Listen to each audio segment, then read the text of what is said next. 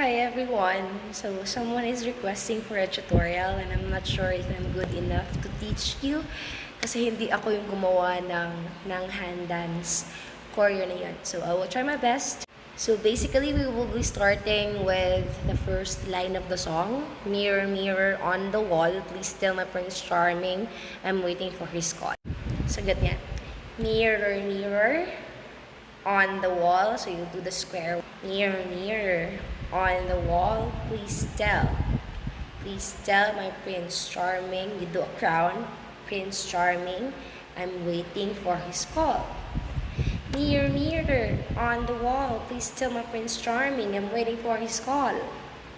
Next will be the next line. Bakit ba pasikot-sikot para pa pinapaikot? Di ko talaga magets ano ba talaga ang next move mo. Alright? So, from the last is that I'm waiting for his call. Bakit ba pasikot-sikot?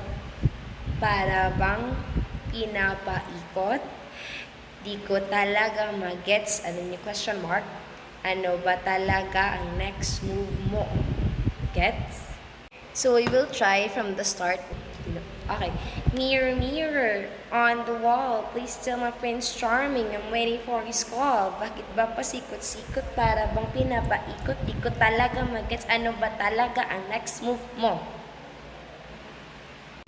So now let us proceed to the next line, which is, gusto ko lang naman malaman. Okay, so from the last step that we have earlier, di ba? Ano ba talaga ang next move mo?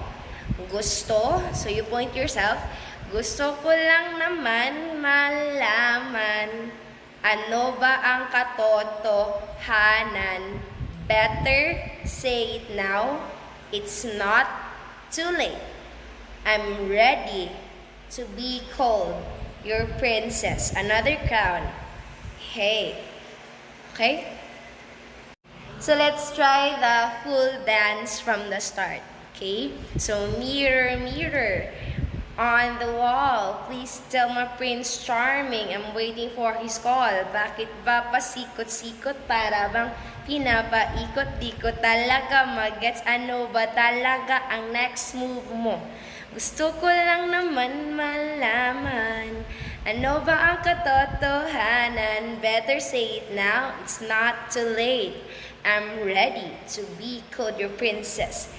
Hey, sana po nakatulong. Gihangak ko, my gosh.